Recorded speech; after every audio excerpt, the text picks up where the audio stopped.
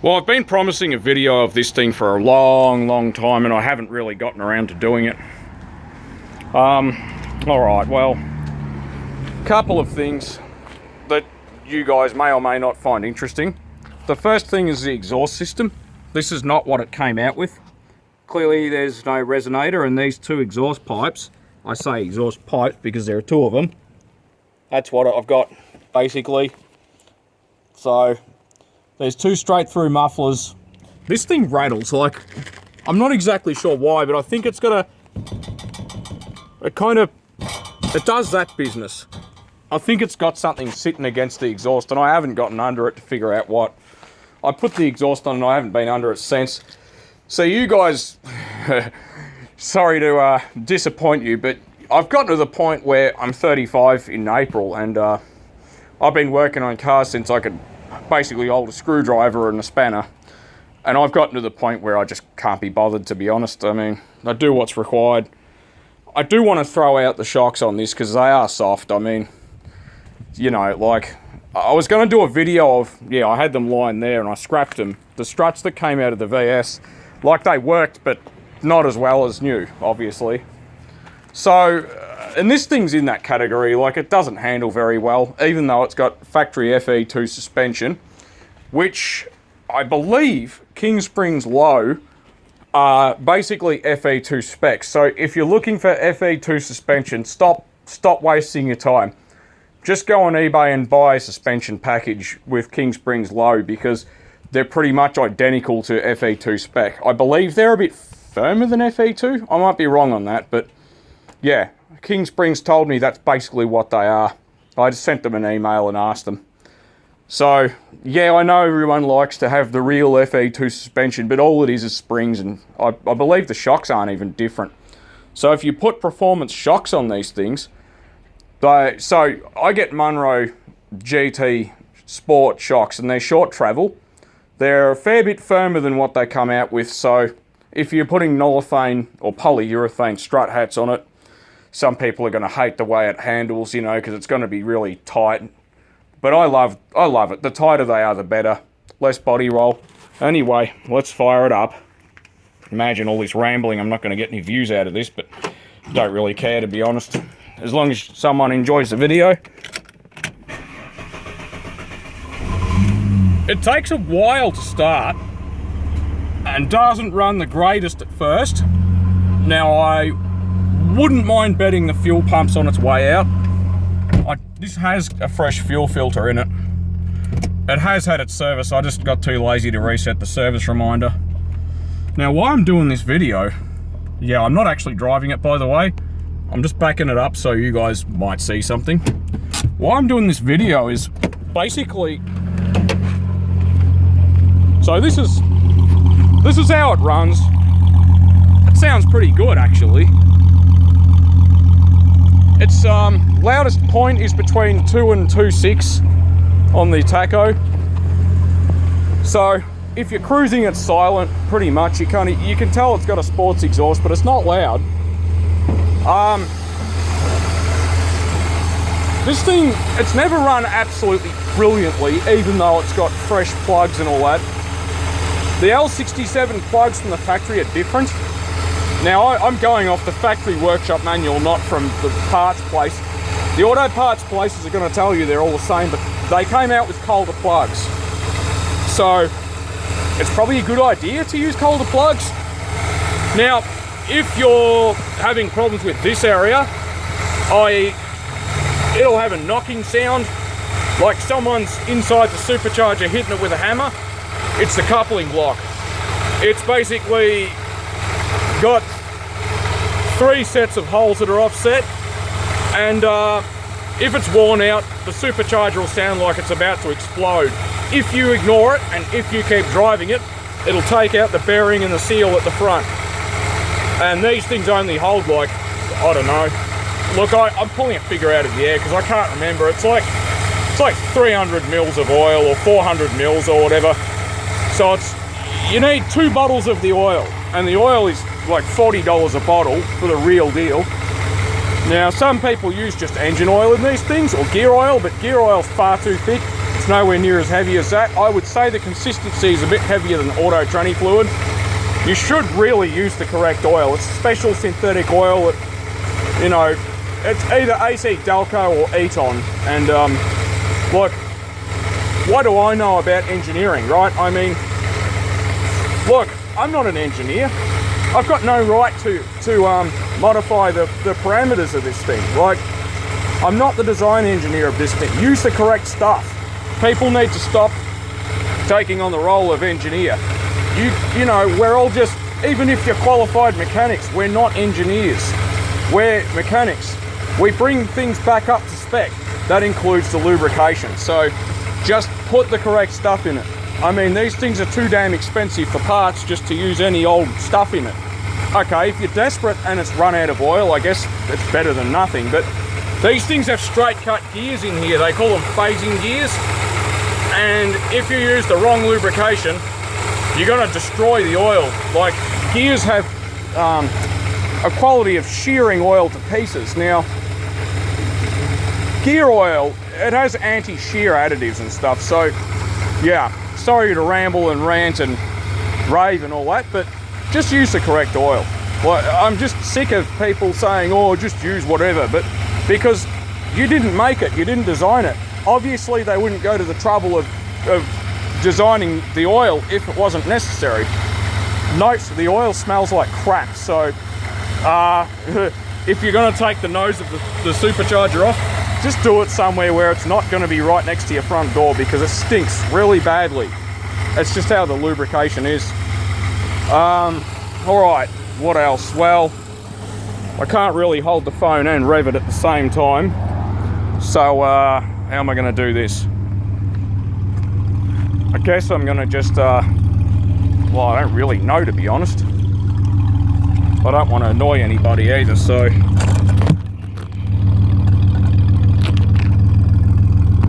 I also can't see what you guys can see. Oh, that's as good as you're gonna get. I'm not gonna rev it much.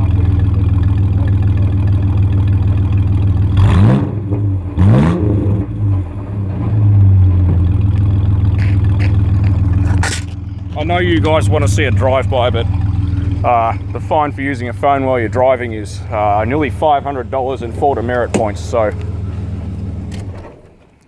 these things are cool, but just be aware of what you're getting yourself into. If you're going to buy one of these cars, the vacuum lines are going to be trashed. I mean, they have custom hoses here, and this is what I did to get around it. You know, basically a large radius. These are pretty much off, I think they're off of VS, and they're basically these hoses, or I can't really remember. Oh no, they're these hoses, the thinner diameter. So you're gonna get into a situation where the thing isn't making boost because that valve isn't connected. Basically the hoses are stuffed. Ridiculously, the control stuff for this valve, as indicated by that line, is down there behind the motor. So if you're driving one of these and it's a bit doughy and not really making any boost and running like crap, it's probably your vacuum lines. Now that brings me to another important point. This car is 1998. It is 2020. Now the rubber parts on these cars are what's going to let you down the most.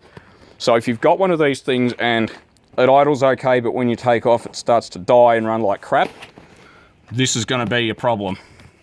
Now this hose is really just about letting go.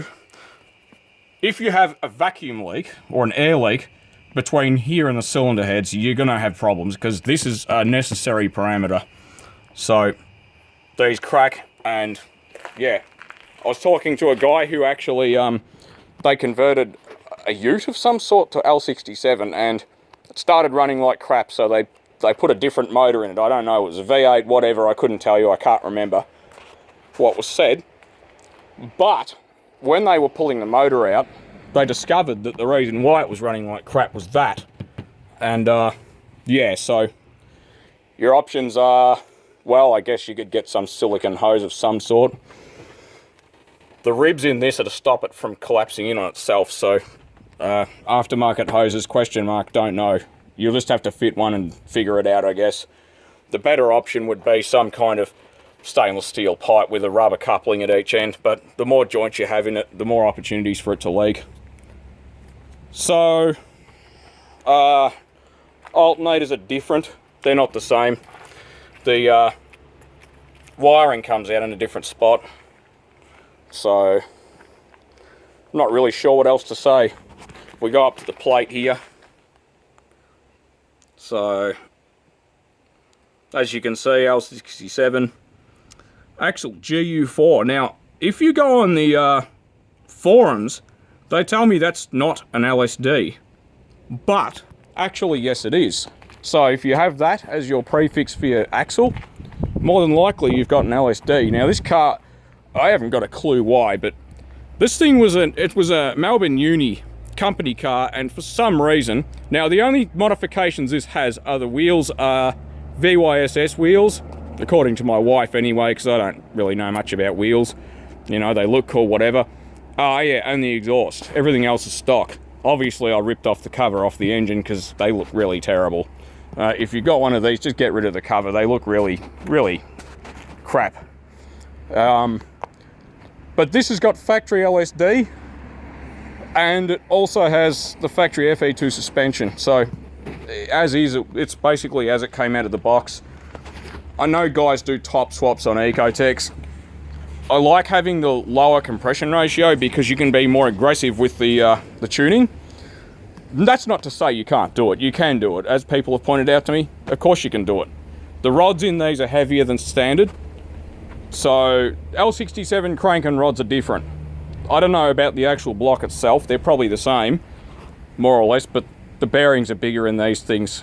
Look, you can go on eBay and buy the factory workshop manual. It's an annoying computer program that will only run on a really, really old laptop I've got that runs Windows XP. So it is worth having. Like there's about 20 differences between this and the Ecotech.